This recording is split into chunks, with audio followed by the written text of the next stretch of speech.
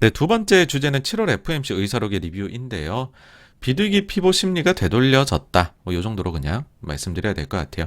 사실 매적인 것도 있고 비둘기적인 것도 있어서 그 전에 그 파월 의장 인터뷰했던 때하고 별로 그렇게 차이가 나는 건 없었던 의사록이었다라고, 전 특별함은 없었던 의사록이라고 생각을 해요.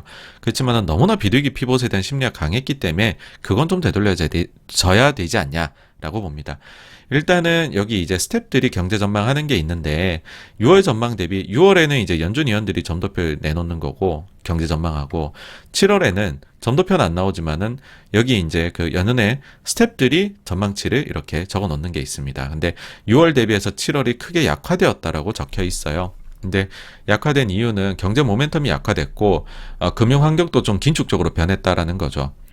GDP가 잠재 성장률 이상을 유지하지만 23년도 하반기에는 잠재 수준으로 내려갈 거다. 그러니까 점점 내려갈 거라는 거죠. 실업률은 올해 하반기부터 상승 시작해서 내년에는 자연 실업률에 도달하지 않겠느냐. 근데 이 내용들은요. GDP 실업률은 6월에 연준 위원들이 찍었던 점도표하고 똑같습니다. 그래서 별다른 게 없고요. 거의 비슷해요. 반면에 이제 물가에 대해서 좀 달라요. PC나 코어 물가를 조금 더 점도표보다 낮게 봤습니다. 그러면서 이유로 공급망 교란도 좀 완화되는 것 같고 노동시장도 좀 덜 타이트해지는 것 같다. 수입 물가도 하락한다. 그리고 식품 에너지 가격도 내려갈 것으로 전망한다라고 해서 아마 이제 7월에 그러니까 많이들 이제 의사록은 뒤에 좀 마사지가 된다는 얘기를 많이 해요. 그러니까 이제 상황 봐서 얘기한다는 거죠. 인플레 심리가 많이 내려갔었잖아요. 7월, 그러니까 8월에 우리가 데이터 딱 봤더니, 뭐야, 7월 때 CPI가 많이 예상보다 내려갔네? 하는 게 여기에 반영되는 거죠. 사실 이거 할 때는 7월에 CPI 데이터는 못 보고 한 회의입니다. 그러면 이제 중요한 게 노동시장하고 이제 인플레에 대한 부분일 건데, 연준 위원들이 노동시장을 바라보는 시각은 어떠냐 하면, 노동시장이 매우 타이트하다라고는 해요. 근데 많은 위원들이 노동시장에서 둔화가 관측된다라고 언급을 했는데, 그 이유로 신규 실업수당 청구 건수의 증가에 들었습니다. 그러니까 이때 제가 너무 많이 욕을 했죠. 파월 의장에 대해서. 신규 실업수당 청구 건수는 계절 뭐시기 얘기했는데, 그래서 제가 좀 분노를 했었죠. 아니, 연준 의장이 이렇게 대놓고 데이터를 무시해도 되나 싶었는데, 매니입니다, 매니. 많은 위원들이 신규 실업수당 청구 건수의 증가를 둔화의 증거로 보고 있다라고 합니다. 그래서 연준이 그렇게 이상하게 보고 있는 건 아니다. 근데 파월 의장의 그날 멘트는 되게 셌던 것 같다. 그러니까 그만큼 리세션에 대한 우려는 안 주고 싶은 것 같아요. 파월 의장 개인적으로는. 근데 많은 위원들은 이거를 좀 이상함의 징후로 보고 있는 것 같다는 거죠. 그리고 저희 졸츠 이야기하면서 그 말씀드렸죠. 구인증 감소하고 있다고. 그것도 언급됐고요. 연초 대비 고용 페이롤도 일단 둔화됐다. 그러니까 제가 그때 얘기 드렸던 그 고용 시장에서의 둔화 징후들을 많은 위원들은 다 얘기하고 있습니다. 몇몇 산업에서 고용 축소하고 있는 거 발표한 거 있죠. 네, 그렇습니다. 다음으로요. 몇몇 위원들은 썸입니다. 썸. 노동시장의 공급 제한 가능성을 언급했어요. 이게 뭔 말이냐면 그 참가율이 안 올라가는 게 지금 문제잖아요. 그게 베이비 부머 세대들의 본격적인 은퇴 때문인 걸로 이제 본다라는 것이죠. 근데 또 몇몇에서는 그거 아닌 것 같아. 왜냐면 우리가 지금 참가율이 못 올라가는 거는 아직까지 팬데믹 관련된 우려가 큰 것 같다. 그래서 이쪽만 내려오면 전염병만 미래에는 이 요인들 감소로 인해 갖고 좀 그 참가율 올라가지 않겠냐. 이런 식으로 이제 나와 있습니다. 근데 어쨌든지 간에 향후에 이제 경기가 둔화되면서 고용도 둔화될 것이다라고 보는 거는 좀 공이 나와 있는 내용이에요. 그건 사실은 연준에서 항상 하는 얘기죠. 그리고 제가 되게 원해서 이걸 보면서 되게 반가웠어요. 감사합니다라는 얘기가 나오더라고요. 요건 아마 썸이 아니라 세버럴이었던 것 같은데, 몇몇 위원들이요, 노동시장이 보여지는 것만큼 강하지도 않을 수 있다라는 그런 가능성을 제기했다라고 해요. ADP 민간 고용, 우리는 좀 못 보는데 이들은 보나 봐요. 이거 지금 수정 들어가서 데이터 발표 안 되고 있는데, 그 다음에 월간 고용 보고서, 제가 월간 고용 보고서 가계 데이터하고 기업 데이터의 차이가 크다라고 말씀드렸잖아요.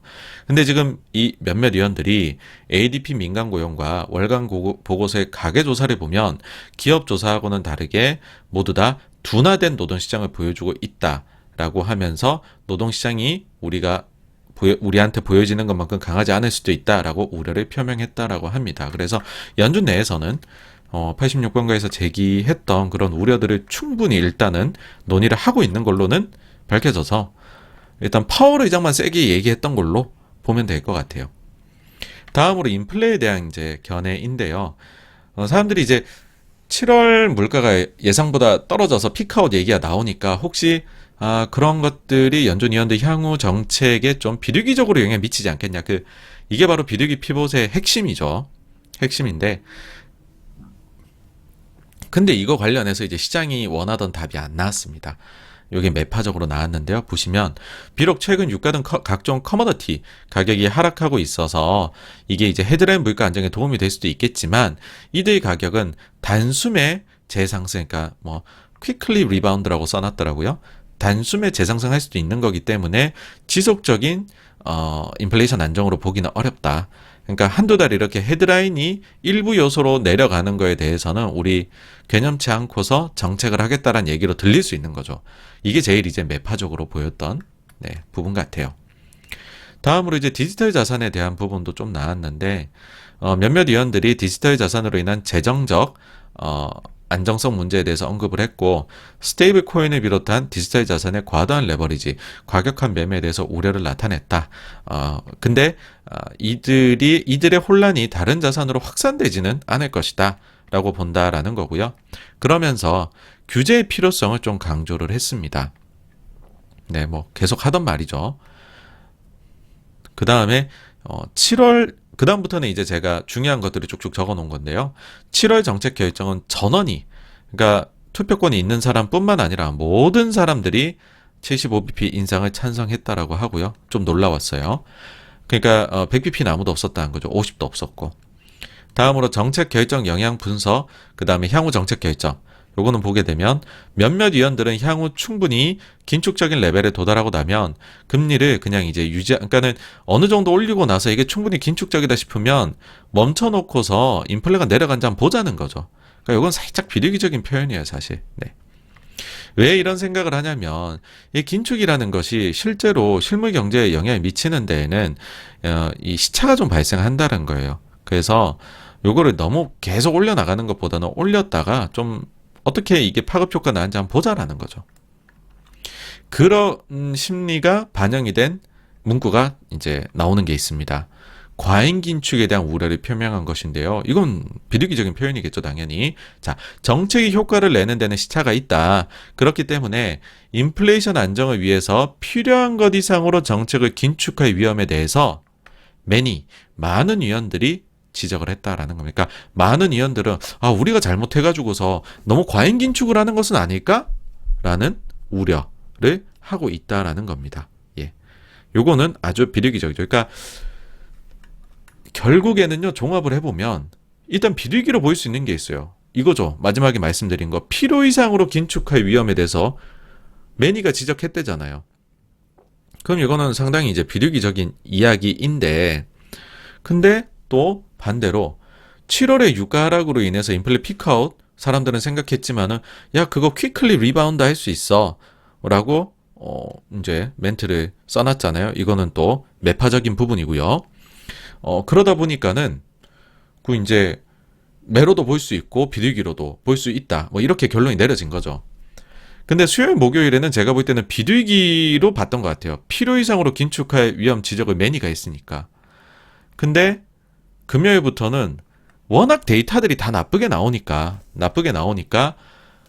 이거 한두 달 인플레 떨어지는 걸로 얘네가 금리 인상 속도를 조절하지는 않을 수도 있겠다. 그리고 이 양반들이 멘트를 나와서 하는 걸 보니까는 75조와 침체 없이 인플레 낮출 수 있을지 모르겠다. 인플레 통제, 근데 경기 침체 발생할 수도 있다. 인플레를 잡기 위해 갖고서 whatever it takes 하겠다. 경기를 포기할 수도 있다. 이런 이야기를 하니 이제 금리 올라가 버리고 위험자산 시장에는 안 좋았던 것 같아요. 네. 그래서 그런 정도로 아마 7월 FOMC 의사록은 리뷰를 할 수 있을 것 같고요. 다음 주에 저는 파월 의장이 별 얘기 안 할 것 같아요. 그렇지만 한번 보시죠. 금요일 밤입니다. 네. 그래서 여기까지가요. 두 번째 주제였던 7월 FOMC 의사록 리뷰, 비둘기 피벗 심리의 되돌림에 대한 내용이었고요. 다음으로 넘어가겠습니다.